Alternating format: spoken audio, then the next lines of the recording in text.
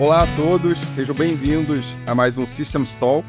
Eu sou o Bruno Soares, voluntário das diretorias de comunicações do Incoso Brasil, e eu tenho aqui comigo o Gabriel Mendes. Olá, meu nome é Gabriel, eu sou estudante de área de sistemas aqui da FMG, estou no 8º período, então estou participando aqui junto com o Bruno, sou voluntário de comunicação do Incoso.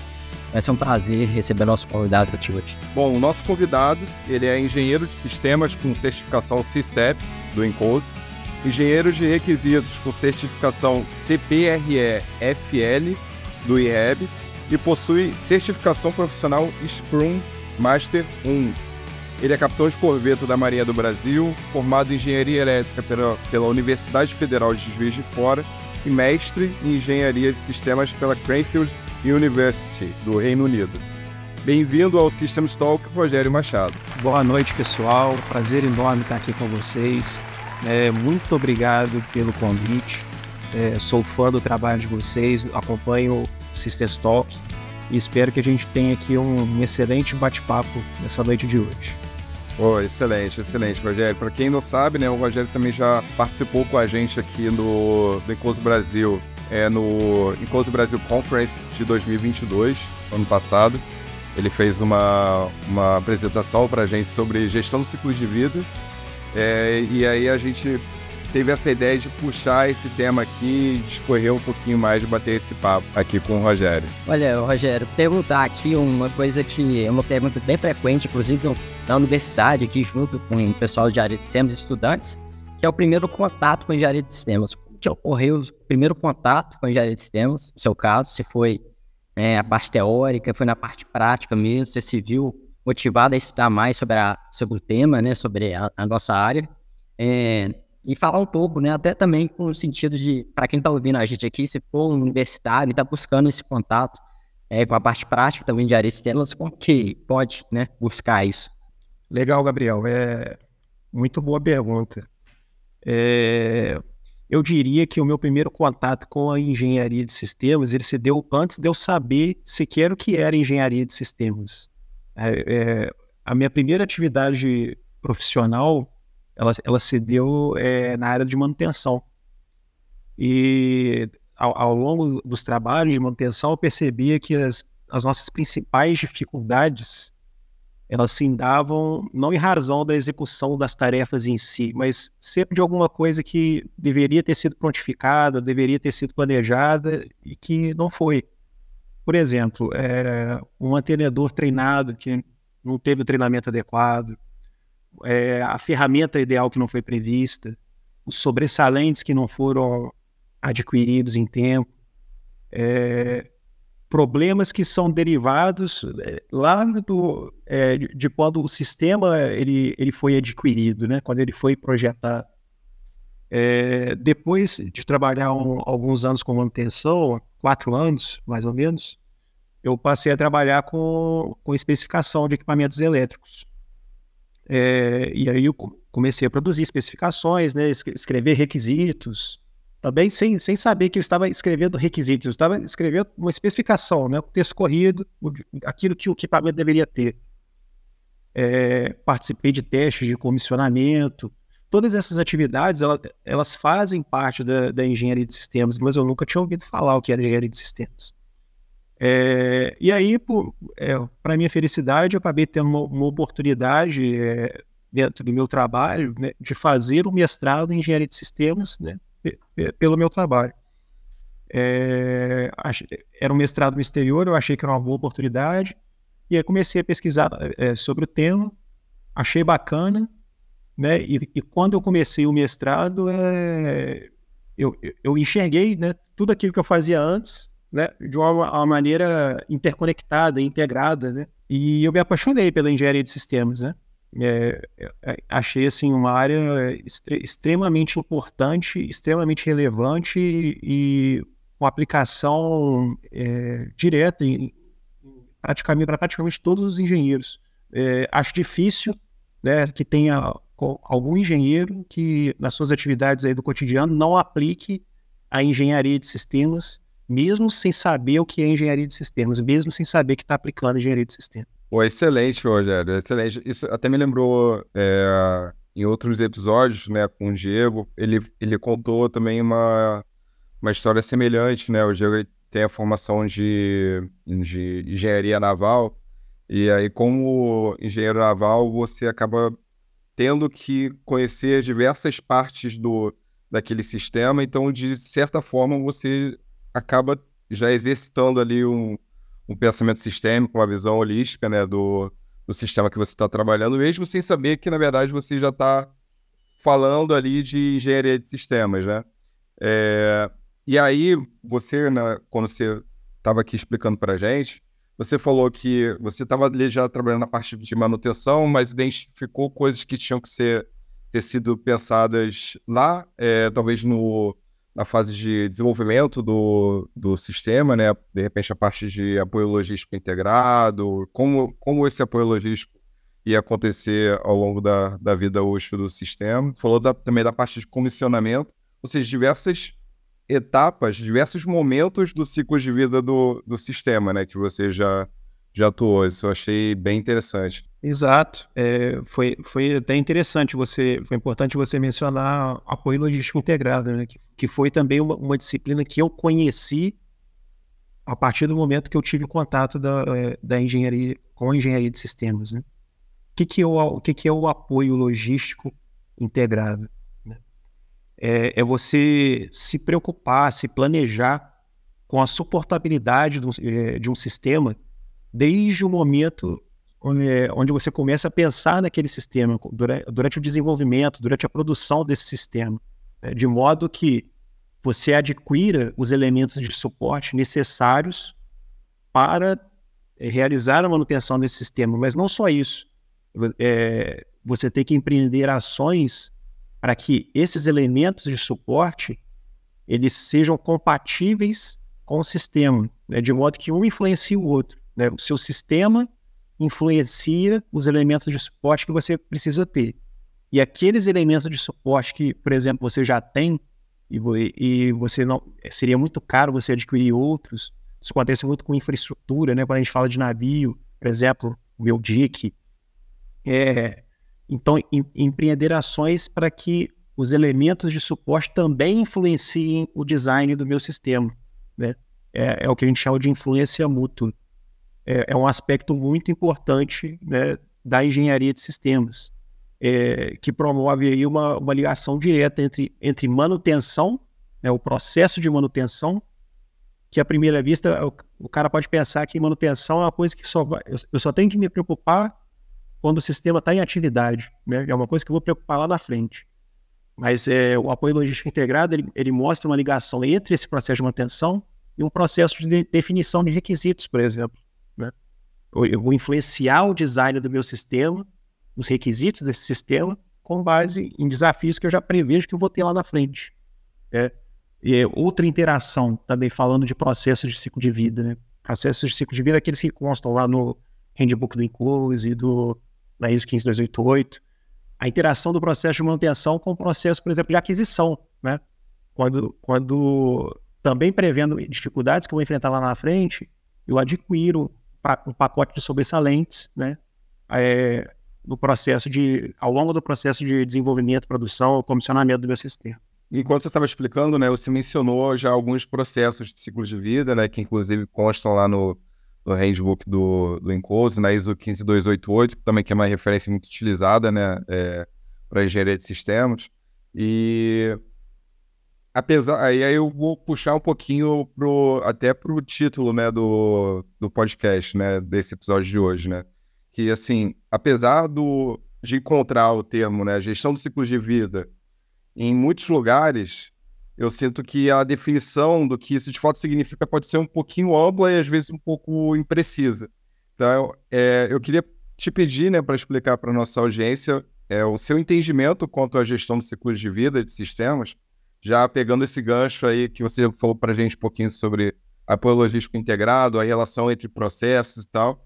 Aí eu queria pedir para você explicar um pouquinho sobre o que você entende como sendo a gestão do ciclo de vida de sistemas. Acho que você tocou num ponto super relevante, né? Porque, embora muitas fontes diferentes falem de gestão de ciclo de vida, né? Quando a gente está falando de gestão de ciclo de vida aqui, que fique claro, a gente está falando de gestão de ciclo de vida de sistemas, né? Existem outros ciclos de vida que podem ser gerenciados, por exemplo, o ciclo de vida de um projeto, né? A gente estaria falando de outra coisa, lá do PMBOK, né? Mas quando a gente encontra definições de gestão de ciclo de vida de sistemas, a própria ISO 15288, por exemplo, que é talvez a maior referência, né? A 15288 e a 24748, eles apresentam definições vagas, às vezes tautológicas. Se eu não me engano, a 15288 define gestão de ciclo de vida como a gestão do ciclo de vida de um sistema desde o seu início até o fim. É como se apresentasse a definição dizendo a mesma coisa, né? O que não ajuda o interlocutor a entender o que aquilo significa, né?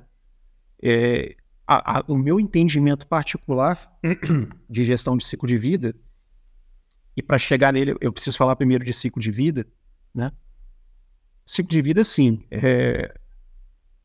ele compreende tudo o que acontece com relação ao sistema desde o momento onde a gente está começando a pensar nesse sistema, que é o estágio chamado de concepção, né? A gente começa a pensar em um problema, começa a pensar em soluções para esse problema, e aí dentro dessas soluções existem diferentes sistemas que podem atender aquelas demandas, né? E aí a gente escolhe uma solução preferida com base em determinados critérios e a gente entra na fase de desenvolvimento, né? Onde se dá ali o projeto de engenharia desse sistema, né? Quando eu chego em um momento onde esse projeto ganha maturidade suficiente para que ele possa começar a ser construído, eu entro no estágio de produção, né? Onde há a construção propriamente dita do sistema. Depois de construído, comissionado, então entram os estágios de utilização e apoio, que normalmente, embora sejam dois estágios distintos, normalmente eles ocorrem um em paralelo com o outro, né? Enquanto eu estou utilizando, eu estou também mantendo. E o último estágio seria o desfazimento, né? O termo original utilizado lá na ISO é retirement, mas traduzindo literalmente para o português fica aposentadoria, fica meio esquisito. É verdade. Né? Então, isso seria o ciclo de vida. E gerir o ciclo de vida, embora eu concorde com isso, gerir do início ao fim, tudão. Mas, o que acontece ao longo desse ciclo de vida?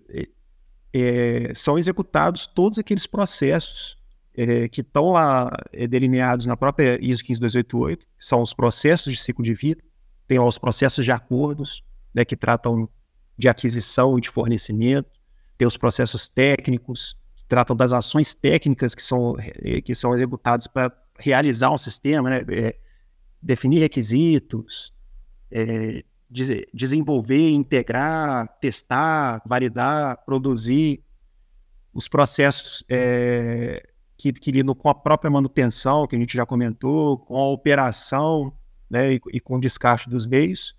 Tem os processos de gerenciamento técnico, que são aqueles que são bem parecidos, inclusive, com aqueles que são descritos nas disciplinas de gerenciamento de projetos.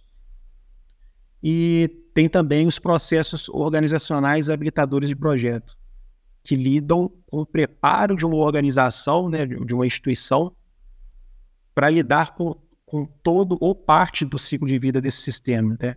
Quando a gente está falando de sistemas complexos, né, não só complexos, também de grande porte, né, com uma vida útil longeva, sistemas caros, com muitos equipamentos, muitas funções, a instituição precisa se preparar, a empresa precisa se preparar, né, para utilizar, para manter e às vezes até para descartar esse sistema. Então, voltando, quando a gente fala de gestão de ciclo de vida, no meu entendimento, a gente está falando de alinhar todos esses processos, né, e conectar cada processo um com o outro. As saídas de um determinado processo representa entradas para outros processos, né? Essas saídas e entradas precisam ser coordenadas, né? Os processos precisam se dar de maneira coesa, alinhada. E E para fazer esse cobre a linha, né, quem age como maestro dessa orquestra seria, então, o gestor de ciclo de vida, né? Esse seria o meu entendimento do que viria a ser gestão de ciclo de vida. Legal, Rogério. Aproveitando, né, essa questão que você mencionou dos processos, mencionou também a parte dessas interligações, né, esse passo a passo aí, queria te perguntar o quão importante você acha, na sua perspectiva, são as equipes multidisciplinares, né? Porque por trás dos processos tem os especialistas, as pessoas que estão por trás. O quão importante são a coordenação entre essas equipes para o sucesso do ciclo de vida, da gestão do ciclo de vida, né? E só dando um adendo também que você mencionou da manutenção, é interessante porque atualmente eu faço uma iniciação científica na parte de gestão de ativos, né? O objetivo nosso aqui é justamente pegar a parte da aeronáutica e tentar ter um plano de manutenção e gestão de ativos que consiga minimizar os custos e manter o máximo a operação dos aviões, no caso de uma equipe, né, de manutenção aeronáutica. Então, otimizar isso. E só nesse projeto eu já vi que tem muita ligação, né, com diferentes áreas. Então, reunião com o pessoal da aeronáutica, junto ao pessoal de confiabilidade, pessoal de qualidade e inovação. E no ciclo de vida de sistemas, voltando aqui na pergunta e reforçando, o quão importante você acha, na sua perspectiva, essa coordenação, essa equipe multidisciplinar mesmo, essas pessoas, para o sucesso da gestão do ciclo de vida? Acho que é essencial, né? Sobretudo quando a gente está falando de sistemas complexos, o normal é que várias disciplinas diferentes elas sejam necessárias para produzir esse sistema, para manter esse sistema, né? Vou precisar de engenharia elétrica, vou precisar de engenharia mecânica, vou precisar de um especialista em aquisições, eu vou precisar de um gerente de projeto, eu vou precisar de um cara foda em TI, né? Todos esses stakeholders, né? Todos esses profissionais, eles precisam trabalhar em conjunto, né? O trabalho deles precisa ser coeso. Além dessa questão das diferentes disciplinas, às vezes profissionais que atuam na mesma área de conhecimento, né? Por exemplo, 2 profissionais engenheiros eletricistas, mas que atuam em momentos diferentes do ciclo de vida, também precisam atuar em conjunto. Por exemplo, o engenheiro que trabalha lá no projeto, no design, ele precisa ouvir, ele precisa conhecer as dores do engenheiro que trabalha na manutenção, senão ele não vai conseguir incorporar aquelas mudanças, né, aquelas necessidades, aqueles requisitos que são necessários para que o suporte seja facilitado. Então, essa multidisciplinaridade ela ocorre não só com relação às disciplinas em si, mas também temporalmente, vamos dizer assim, né? Os profissionais envolvidos em diferentes momentos do ciclo de vida de um sistema, eles precisam interagir de maneira coesa, né? Um ajudando o outro a trabalhar melhor. Quando você fala de equipes, né, de equipes multidisciplinares, né, a gente está realmente pensando só em categorias distintas, né, áreas de conhecimento distintas, mas isso que você falou sobre profissionais da mesma área de conhecimento, mas atuando em momentos distintos do ciclo de vida, esses caras poderem conversar, isso é realmente muito interessante, né? Porque às vezes quando a gente pensa numa mesma especialidade, engenheiro mecânico, estou colocando aqui de uma forma mais abrangente, quando a gente fala de equipes multidisciplinares, estou pensando no engenheiro mecânico trabalhando com engenheiro naval, com engenheiro eletricista, mas como se o fato de serem áreas de conhecimento diferentes seria o suficiente para essa troca de conhecimento bastar, né? Ser o suficiente para garantir, né, o que você estava explicando para a gente, né? E essa questão de um mesmo profissional, um profissional da mesma área, só que em momentos diferentes de ciclo de vida conversando, isso já pode gerar bastante conflito, né? Eu vou colocar assim, né? Porque realmente as pessoas estão muito inseridas, às vezes, né, dentro da sua área de atuação, e aí acaba sendo um pouco difícil compreender um pouco o lado do outro, né? Exato. E tem um outro detalhe só nessa história. Às vezes essa integração de stakeholders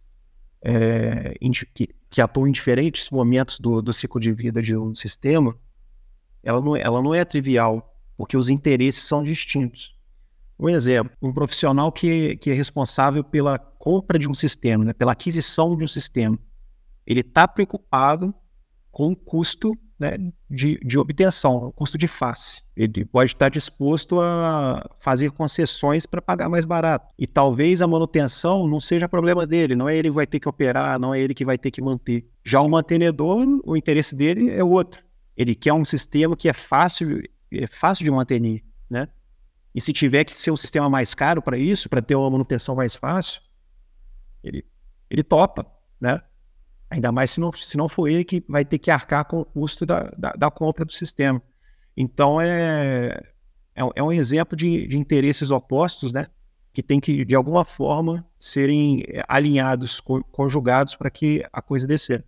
Realmente isso demonstra, né, a necessidade de ter um profissional né, ao meu ver, né, um profissional de engenharia de sistemas inserido nessa equipe, né? Porque às vezes é muito difícil fazer com que esses profissionais conversem e, mais importante do que isso, que esses profissionais consigam se escutar. E aí eu acho que em alguns momentos o engenheiro de sistemas acaba atuando ali quase como um psicólogo, né? Ouvindo um pouco de cada um, tentando fazer uma tradução, né, do que a pessoa está dizendo, mas, de fato, o que seria realmente a necessidade dela e meio que tentando balancear ali todos os pesos, né, todos os pratos para não deixar nenhum prato cair, né? Então, isso é realmente algo complexo, né, imagino, né, de ser feito. É verdade. Às vezes até, inclusive, o engenheiro de sistemas, ele acaba tendo mais facilidade de enxergar essas interações e esses conflitos, né?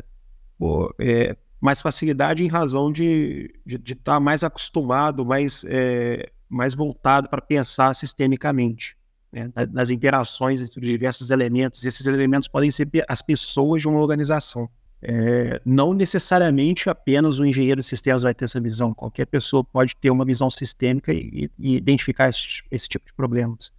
Mas o engenheiro de sistemas ele tem uma vocação natural para isso, né? Eu diria. Parece que faz muito sentido. E assim, né, até voltando um pouquinho no nosso papo, né, aqui a gente estava já falando sobre a importância, né, de ter um profissional de engenharia de sistemas inserido, né, em uma equipe multidisciplinar de projetos de sistemas complexos.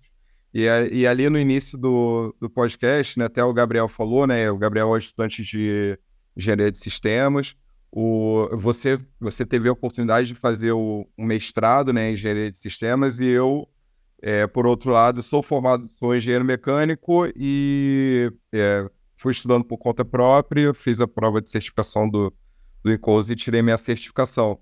Então, eu queria focar sobre essa questão do mestrado, né? Queria, na verdade, pedir para você compartilhar um pouquinho com a gente sobre como é que foi essa experiência de fazer o mestrado lá em Cranfield e como isso influenciou a sua, nem digo só abordagem em relação a projetos e gestão de ciclos de vida de sistemas, mas até a sua abordagem em relação às suas demandas diárias, a sua forma de trabalhar. Queria que você compartilhasse um pouquinho com a gente. Como eu disse lá no começo, eu só conhecia engenharia de sistemas pelo nome, né, de fato, no mestrado, quando eu tive a oportunidade de fazer o mestrado. Até então, não sabia do que se tratava. Então, esse mestrado foi importantíssimo para mim, né? Foi por meio dele que eu pude ter o contato formal, né, com as disciplinas, conhecer as melhores referências, né? Conhecer outros profissionais, engenheiros de sistemas, né? Haviam já engenheiros de sistemas já formados, né, na graduação, cursando mestrado junto comigo, e eu pude desfrutar ali das experiências que eles compartilharam, né? Profissionais de empresas como Leonardo, Fincantieri, Rolls-Royce. Foi no mestrado que eu conheci, que eu passei que eu descobri, né, o que era o Encose, né, nunca tinha ouvido falar do Encose, até porque a divulgação, sem puxar o saco, mas ela não era tão boa como é hoje, né? Eu acho que esse trabalho aí da comunicação do Encose Brasil está contribuindo para que muito mais pessoas consigam descobrir o que é Encose, né?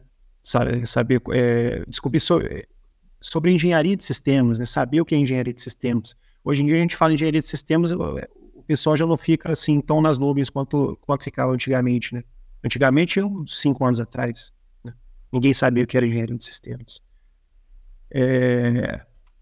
Então, o mestrado para mim foi tudo, né? Eu conheci a engenharia de sistemas por meio do mestrado, eu tive o contato formal, eu fiz o networking, é a única maneira de se aprofundar, de conhecer, de estudar, de ganhar proficiência na engenharia de sistemas? Definitivamente não. Definitivamente não, né? Inclusive, você mesmo já mencionou aí que o seu caminho foi outro, né? Foi na raça, vamos dizer assim, né? Trabalhando, sendo autodidata, e é perfeitamente possível que seja ter isto dessa forma, né? Tanto que você conseguiu aí a sua certificação. Eu ia te pedir, se você não se incomodar, né, eu ia perguntar um pouquinho sobre a sua tese de mestrado, queria saber sobre o que foi na época. A minha dissertação de mestrado, ela foi bem direcionada para uma demanda que havia no momento, né, na Marinha. Ela abordou uma abordagem, ficou ruim, né?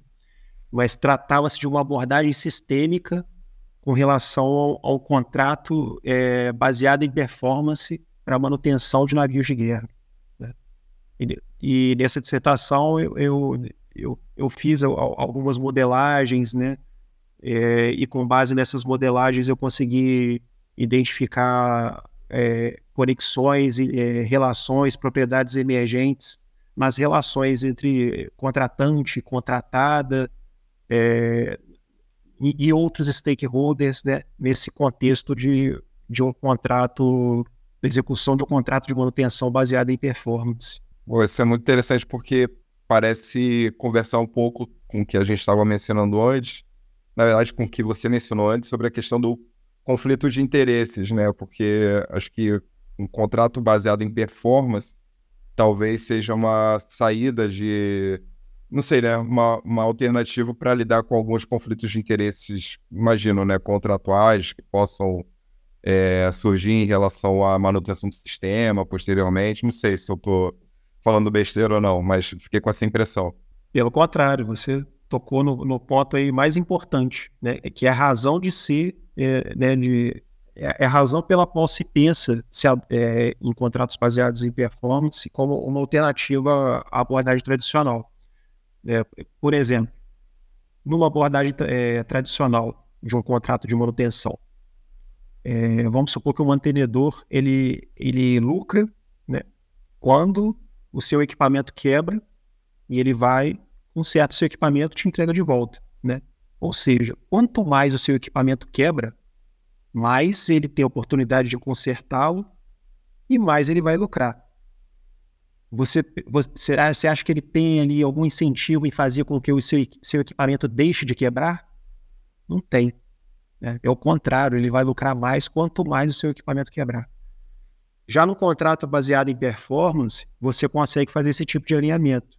Se você fizer um contrato de manutenção onde a contratada ela receba mais, quanto maior for a disponibilidade do seu sistema, aí sim você conseguiu gerar um incentivo para ele, né, um incentivo genuíno para fazer com que o seu equipamento, seu sistema deixe de quebrar, esteja disponível, se mantenha disponível, porque quanto mais disponível ele estiver, maior vai ser o lucro dele.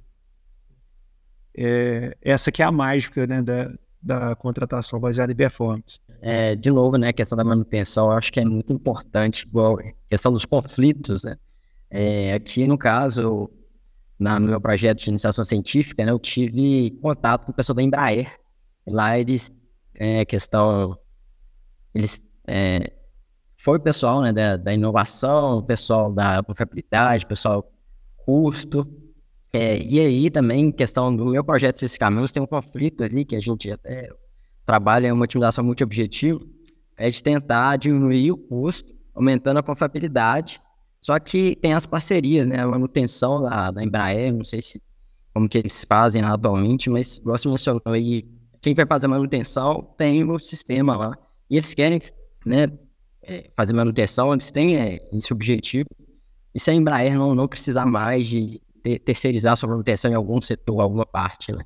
Então, realmente, eu acho que é muito interessante, né? Eu estou até passando para a próxima pergunta também. Você fez um mestrado e também teve as certificações, né? Você certificou no CCEP e no CBRFL, né? Não sei se assim a pronúncia correta, você tem que pronunciar em inglês, mas qual que você, né, com essas certificações, com esse conhecimento também do mestrado em engenharia de sistemas, como que esses princípios que você aprendeu lá, você pode compartilhar um pouco como que esses princípios influenciam realmente no desenvolvimento de sistemas complexos, né?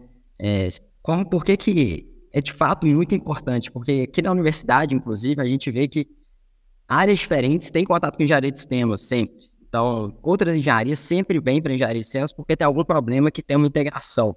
E às vezes o pessoal eles têm um caminho diferente mesmo, não entra na universidade de engenharia de sistemas, mas entra em outra engenharia, mas chega em engenharia de sistemas de alguma forma. E tal, as certificações, eu acredito, né, que também é um desses caminhos também de conhecer mais sobre requisitos, sobre engenharia de sistemas como um todo.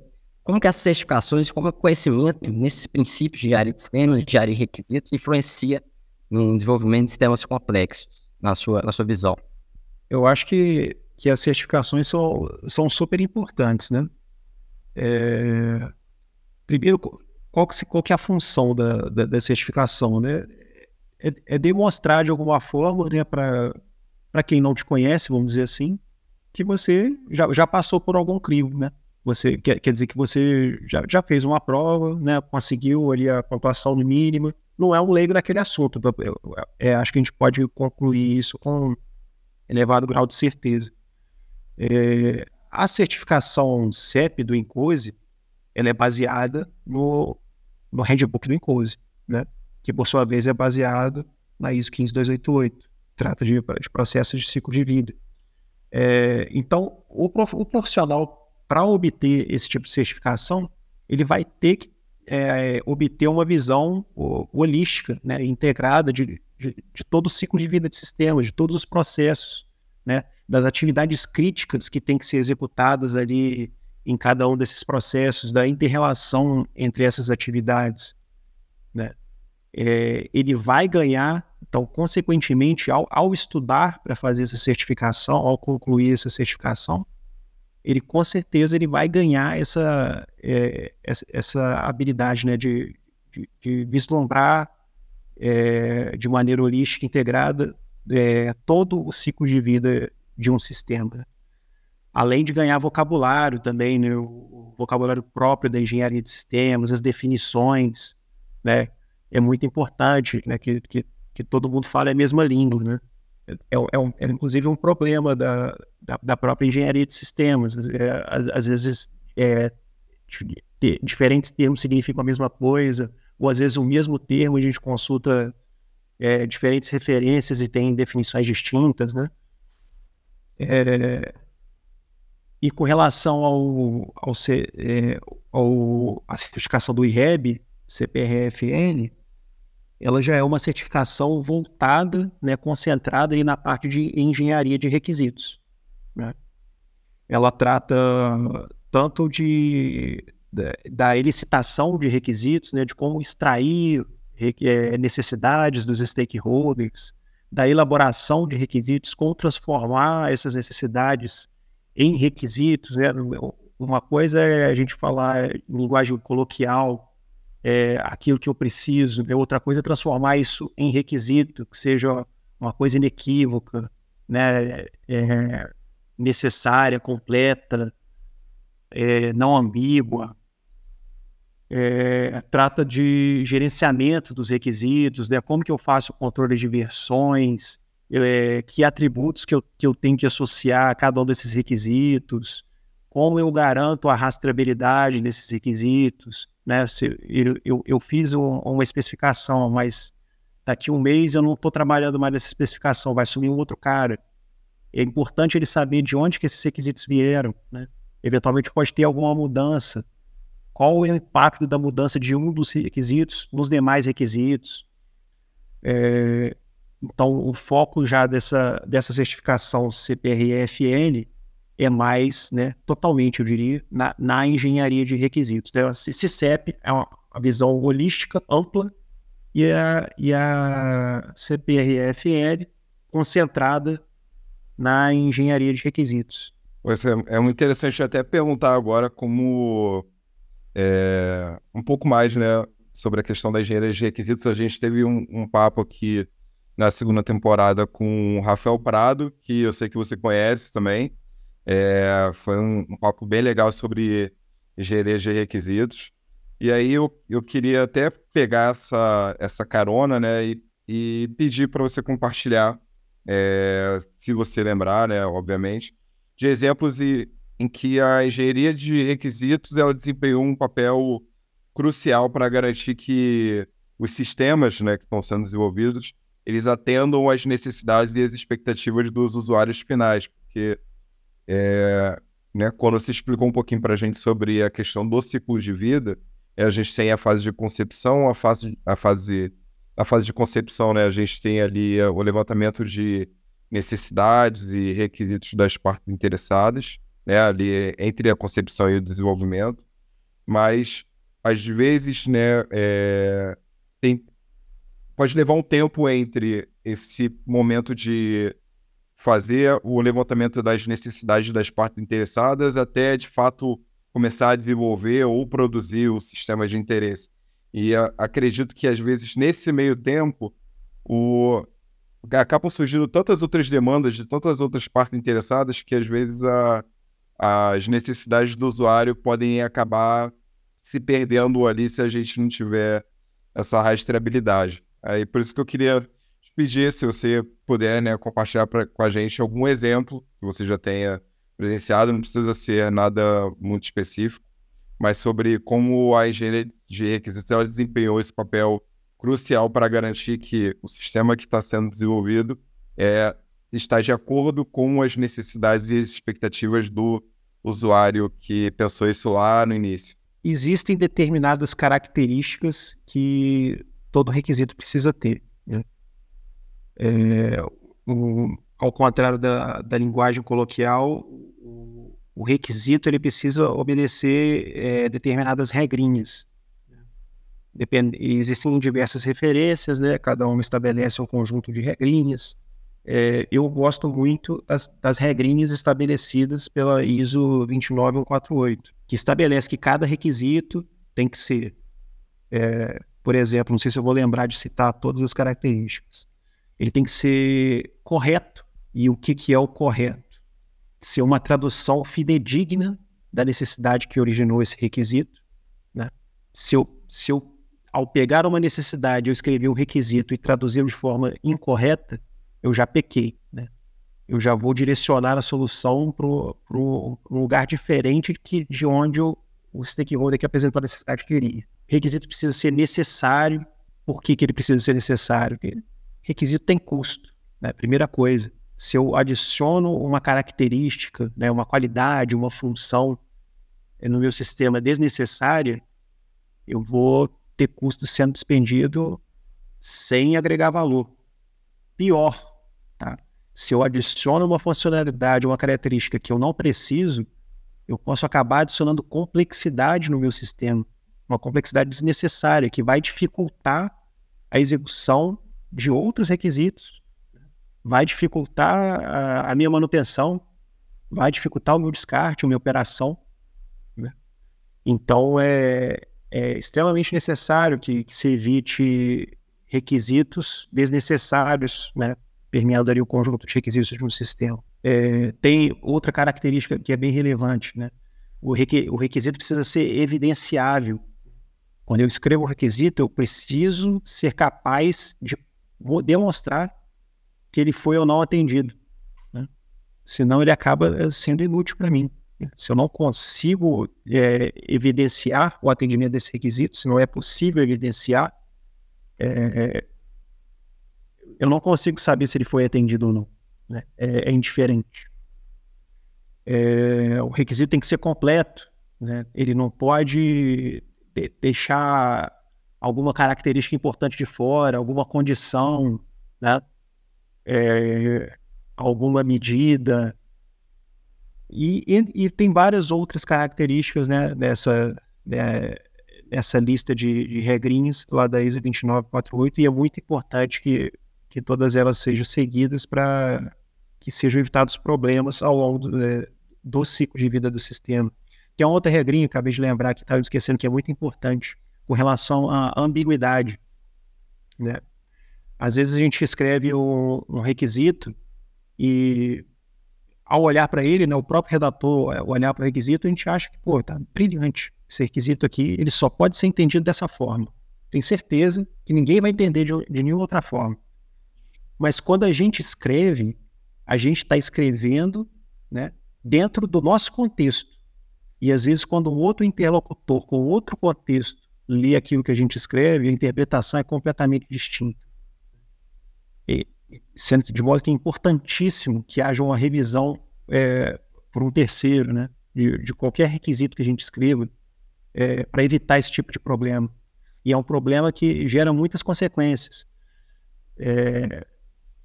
Por exemplo, se eu escrevo um requisito ambíguo, o cara da minha empresa que é responsável pelo design, ele vai ele pode interpretar incorretamente e ir por um caminho diverso daquele que ele deveria ir. Se o meu requisito ele se aplica a uma empresa contratada, é pior ainda, porque ele pode se aproveitar da ambiguidade, né, e interpretar da maneira que é mais conveniente para ele lucrar mais e me entregar menos, né? Esses seriam alguns exemplos, né, de problemas que são enfrentados quando a engenharia de requisitos não vai bem, quando ela pega. Complementando, só porque eu lembrei de uma frase, eu tentei procurar aqui rapidinho, mas não achei exatamente de quem era, mas foi até uma frase que a gente já até colocou, se eu não me engano, num post de Minutos de Sabedoria Sistêmica, que diz que escrever requisitos não é um esforço de redação, é um esforço de engenharia, porque às vezes eu sinto que pode passar um pouco a impressão de que mas você tá dedicando tanto tempo só para ficar escrevendo essas linhas aqui, por que a gente já não pega e já começa a projetar isso aqui, ou até construir isso aqui? Só que ao falar das características dos requisitos, você já apresentou para a gente vários problemas que podem ser percebidos em uma etapa posterior do projeto se a gente não tomar cuidado com essas características agora. Então, vale muito mais a pena a gente investir um tempo maior nessa etapa para garantir que o que a gente está pedindo, né, colocando aqui entre aspas, é realmente aquilo que a gente precisa, do que perceber só lá na frente que ok, esse aqui eu coloquei detalhes demais e agora meu projeto está muito caro, ou aqui eu não fui muito, meu requisito não foi inequívoco, então tem aqui uma empresa que está, obviamente, né, tentando entender o requisito de um ponto de vista que vai ser mais vantajoso para ela, que é completamente compreensível também. Então, é realmente algo que é um esforço de engenharia e que precisa desse tempo, né? A gente precisa se debruçar sobre isso, né? Para evitar problemas futuros. Concordo plenamente com a frase. É isso mesmo.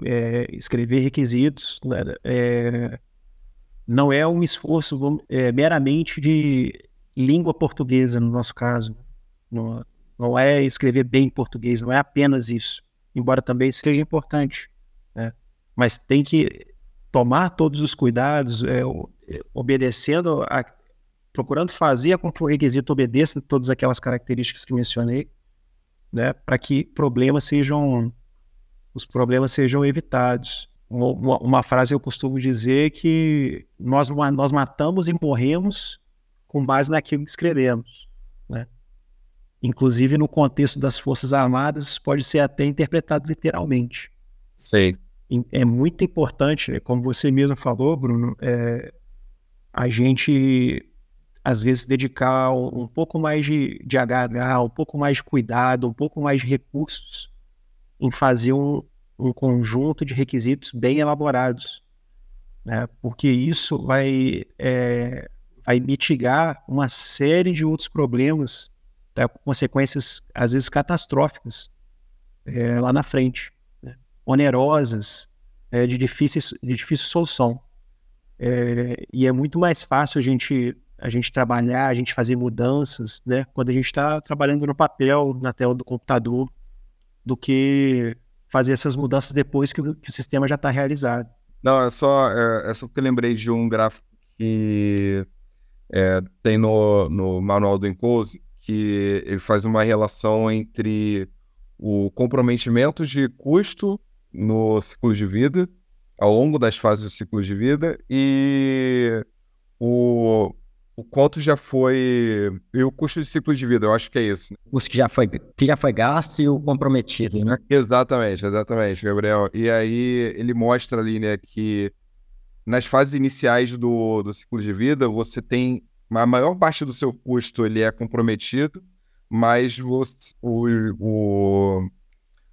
o custo para remoção de problemas, era esse detalhe que eu estava tentando lembrar também, o custo para remoção de problemas é pequeno.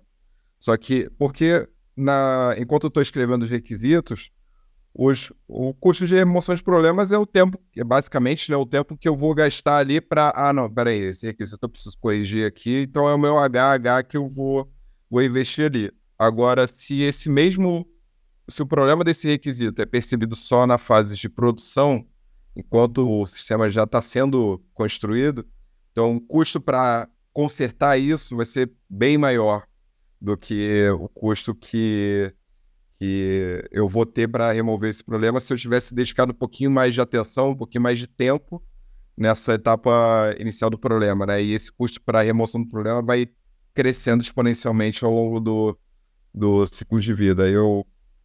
Quando você estava explicando para a gente, eu lembrei disso, eu achei que era um apontamento válido. Com certeza, boa lembrança. A maior parte do custo de ciclo de vida, né, de um sistema complexo, usualmente acontece lá nos estágios de operação e apoio, né, lá na frente do ciclo de vida. E também, como você já falou, o custo das modificações ele é muito maior, né, quando o sistema já está operando, né, do que eu fazer essas modificações enquanto eu ainda estou desenvolvendo, enquanto eu ainda estou construindo, melhor ainda, né, enquanto eu ainda estou lá na concepção, escrevendo requisitos. É muito mais fácil fazer essas modificações, é muito menos oneroso, né? No entanto, como você também já falou, os custos, todos esses custos que vão acontecer lá na frente, eles já foram comprometidos aqui atrás. E a informação oculta que está nesse gráfico é justamente a importância da engenharia de requisitos, porque o que está comprometendo esses custos lá nos estágios iniciais do ciclo de vida são os requisitos que estão sendo escritos, né? É eles que estão gerando ou solucionando os problemas que vão acontecer lá na frente. Bacana, aqui na universidade, aqui na UFMG, a gente tem contato com a parte de requisito, né? A gente aprende isso em matérias de laboratório de projeto, que a gente chama. Inclusive, estava agora há pouco ali, a gente, no início, né, da matéria, a gente sempre pega os requisitos e aprende a como fazer os diagramas, né? Esses pontos que você mencionou, principalmente a parte de clareza e não ambiguidade, né, do requisito, Rogério. Então, assim, a gente vê muito A gente tenta fazer algum projeto, né, nos parâmetros da universidade, da matéria, para a gente tentar justamente ver isso. E é interessante que aqui na UFMG tem 2 alunos de área de sistemas que trabalham atualmente no telescópio gigante Magalhães, que está sendo construído lá no Chile. É um projeto muito grande, eles apresentam uma da parte da matéria, justamente eles apresentando os requisitos são levantados lá, que são diagramas, né? E a experiência deles mesmo com essa relação.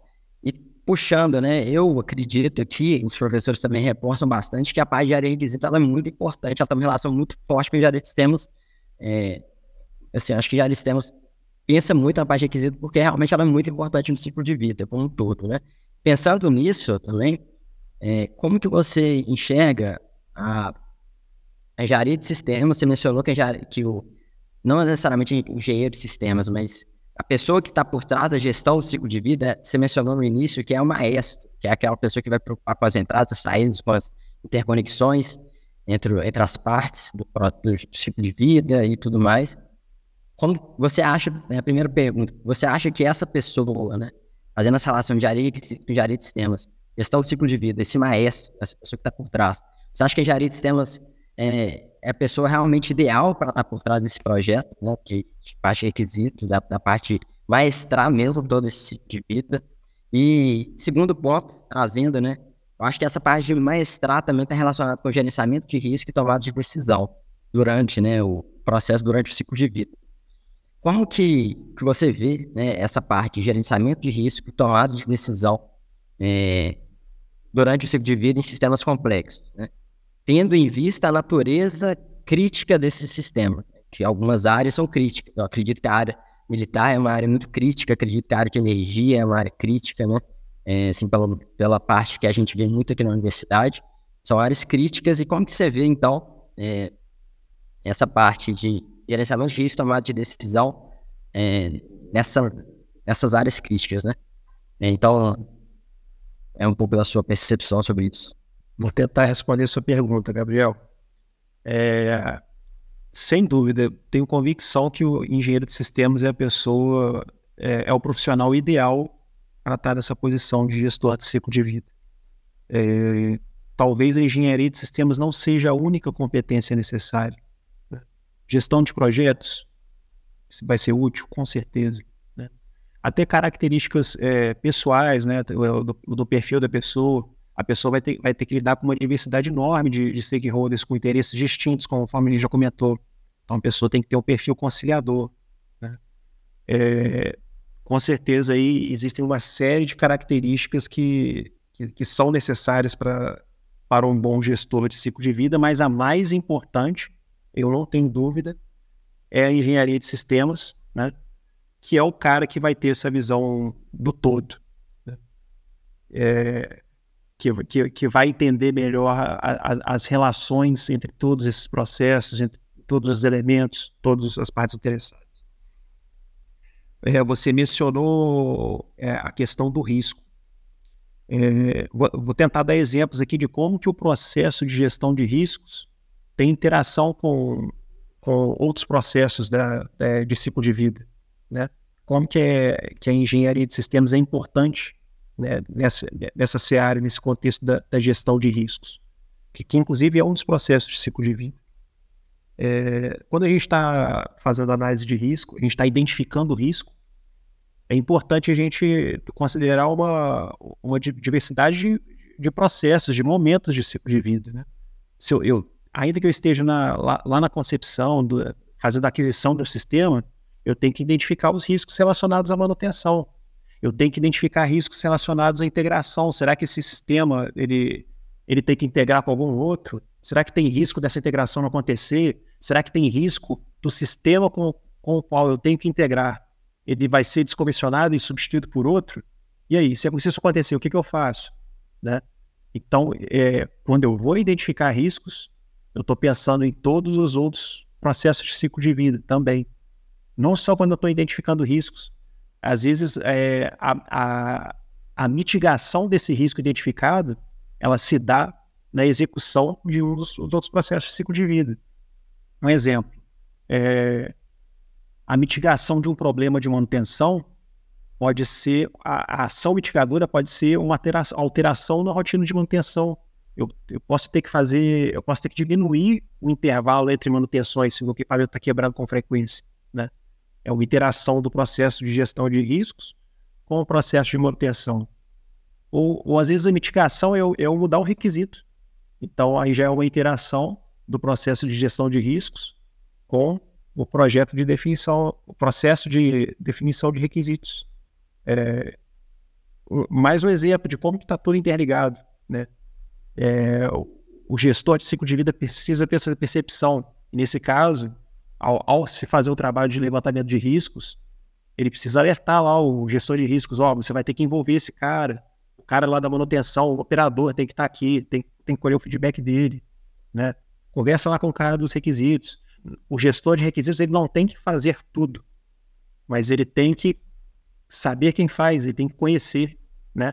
E coordenar todas essas atividades para que elas sejam concluídas com eles. É bacana demais, Rogério. Então, realmente um pouco, acho que também a prática, né? Complementar, acho que mais requisito, principalmente. Não sei se eu estou correto, você pode me corrigir se eu estiver errado, mas eu acho que tem também a questão prática mesmo, então ir lá e ver como que é aplicado na indústria, né? A gente vê muita parte de teoria aqui na universidade, e um pouco a gente sente falta dessa aplicação mesmo, de chegar e ver como está sendo feito, quais são as tomadas de decisão por trás, por que mudou o requisito, qual que é como você mencionou, o custo, né, de mudar, o que isso afeta, quais são as partes que estão relacionadas. Então, eu acho que a parte prática também, trabalhando com isso, igual eu mencionei que os alunos que trabalham no Telescópio Gigante Magalhães, no Chile, eles têm essa parte prática e eles, então já mais no final do curso, eles tentam, né, fazer essa correlação e até trazer um pouco para a gente que tem da universidade. Então, acho que essa parte prática também, ela é fundamental, né, nesse ponto, para a gente realmente pegar experiência ao longo do tempo de trabalho, ao longo do tempo com contato com a engenharia de sistemas, com parte de requisitos, e também, né, o conhecimento mesmo prático do que isso está sendo, está tendo de ganho para o projeto, está afetando, né, na sua margem de decisão. Vou fazer uma declaração que pode ser polêmica, Gabriel. Os estudantes das engenharias, vamos dizer assim, clássicas, elétrica, no meu caso, né, mecânico, que é o caso do Bruno, muitas vezes o que acontece? O cara faz a faculdade, vê lá um monte de derivada, integral, divergente, rotacional, e não encontra aplicação do que ele viu na faculdade, na graduação, né, no exercício da profissão dele. Isso acontece com muita frequência, né? Eu garanto para você, tenho certeza que com você isso não vai acontecer. Você se graduando em engenharia de sistemas, eu tenho certeza que você, ao entrar no mercado, você vai ver a aplicação prática, né, para a imensa maioria das coisas que você está vendo no seu curso.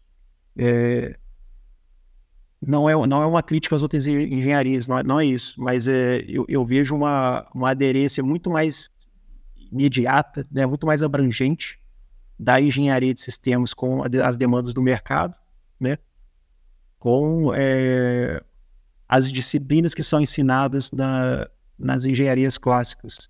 Muita coisa, acho que a maioria do que eu vi na graduação, eu não usei no trabalho. Vale, sim, eu concordo, acho, pelo que eu vejo aqui na experiência prática mesmo da universidade, né? Bacana. Eu acho que partindo até para o nosso final, né, desse podcast, com muito conhecimento aqui, muito aprendizado, principalmente para mim, que sou estudante ainda, né? Então, queria que você falasse um pouco, você mencionou sobre o perfil da pessoa que está por trás da gestão ali mesmo, por trás, o perfil da pessoa, talvez no sentido até soft skills, né, mesmo. Eu queria que você mencionasse, se caso você tenha alguma dica de livro, filme, série, ou qualquer outra mídia, né, para desenvolver esse lado de soft skills, ou talvez simplesmente até para, não necessariamente para ser algo sério também, né, para se divertir, algo que você goste também, mas eu gosto de trazer até um pouco de tudo que eu faço, assim, principalmente livro, filme, trazer alguma aplicação no meu contexto, assim, de estudante. Então talvez você também tenha alguma dica de livro, filme, seja para desenvolver uma soft skill, seja para relacionar com engenharia ou não também. Você tem alguma coisa que pode compartilhar com a gente, Roger? Claro, para soft skill não me ocorre nada no momento. Mas para engenharia de sistemas, um livro que eu gosto bastante, que é um que trata de SysML, é o livro do John Holt, que se chama SysML for Systems Engineering.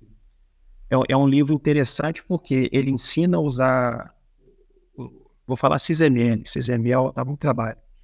Ele ensina SysML utilizando o próprio SysML. Ele ensina sintaxes, né, os relacionamentos, utilizando o próprio SysML de uma maneira muito bem humorada, inclusive. Eu recomendaria aí, essa leitura, né, para quem está interessado em aprender aí um pouco mais de SysML ou de pegar uma leitura relacionada à engenharia de sistemas, né? Acho um livro muito bom. Pô, bem legal, Rogério. E é legal a ideia de ensinar o SysML com o SysML, né? Eu gostei muito disso. Essa dica, né? Essa dica que você está dando para a gente deixa ali na descrição do podcast no Spotify, no seu agregador favorito aí, do pessoal que está ouvindo. E aí, além da dica do livro, uma outra pergunta que a gente costuma fazer aqui é em relação ao hobby. Então, até, né, pode ser que o seu hobby seja trabalhar, tá certo também, mas, enfim, quando você está fora do trabalho, o que você costuma fazer para, seja se desligar um pouco, espairecer um pouco, como é que funciona isso para você, Rogério? Bom, eu gosto de assistir filmes, né, seriados, acho que todo mundo gosta disso, né? Eu gosto muito de videogame, infelizmente não tenho tido tempo para jogar. Gosto de música, de ouvir música, né, toco um violãozinho. Mas assim, o meu principal hobby... Eu já vi você tocando, não é... Você tá sendo humilde demais, mas tudo bem, vamos em frente. A bondade é sua, na verdade, você sabe.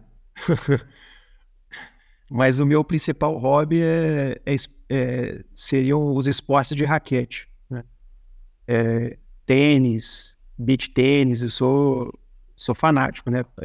Tênis eu já pratico há muitos anos, né? Desde mais novo. Beach tênis também eu comecei a praticar quando o esporte ainda não era popular, né? Quase ninguém no Brasil praticava. E é interessante, olha, uma reflexão que eu até estava fazendo outro dia, de como que a falta de uma visão sistêmica, ela leva a alguns diagnósticos, às vezes injustos, sobre performance dos atletas nos esportes. Vou explicar. Se a gente tratar de modalidades individuais, onde o atleta não interage com outro atleta, por exemplo, atletismo, né? Corrida, natação, vamos dizer assim, que só depende do próprio atleta. Aí a avaliação fica mais fácil. Pô, o cara foi bem, o cara foi mal, né? Não estava no bom dia. Quando a gente começa a falar sobre esportes onde uma equipe interage com a outra, ou um atleta interage com o outro, a coisa fica mais complicada. Por quê? Às vezes a gente fala, fulano de tal jogou muito mal hoje, mas, poxa, o cara jogou contra o Djokovic, né? Não é a mesma coisa jogar contra o Djokovic e jogar contra o 500 do mundo, né? É outro tipo de bola. O Djokovic vai chegar em bolas que o outro cara não chegaria, né? E a gente acaba falando, poxa, o cara jogou mal hoje. Com relação a time de futebol é pior ainda, né? Porque a coisa é ainda mais sistêmica, né? Cada time é um sistema em si mesmo, né?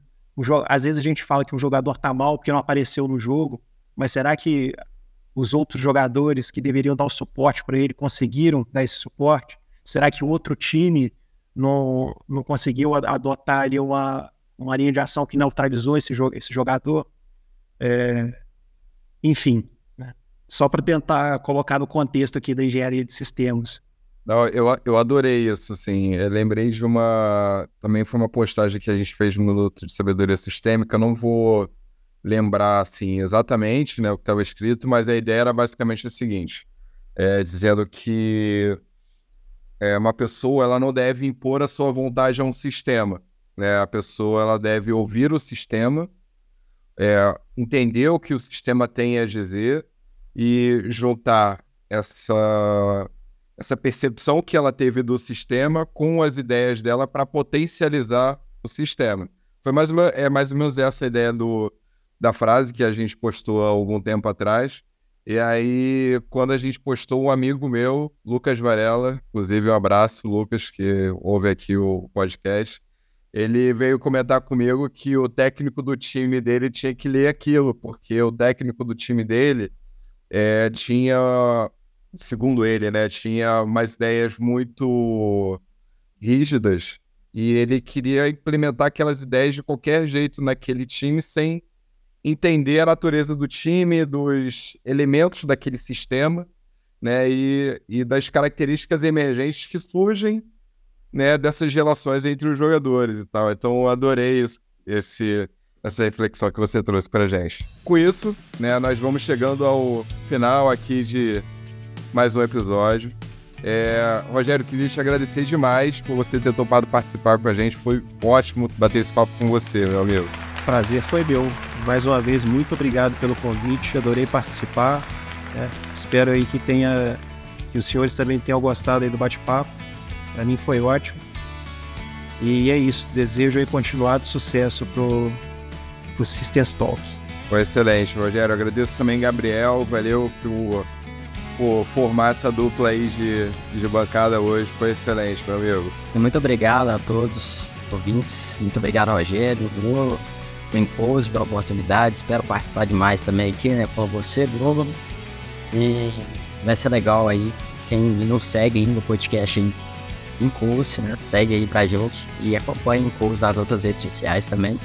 E a gente faz um trabalho bem legal na comunicação para divulgar mais a engenharia de sistemas.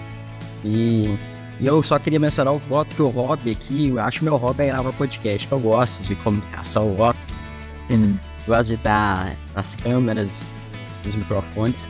Então, muito obrigado. É isso. Show de bola, Gabriel. Beleza. Bom, esse foi mais um episódio do Systems Talk.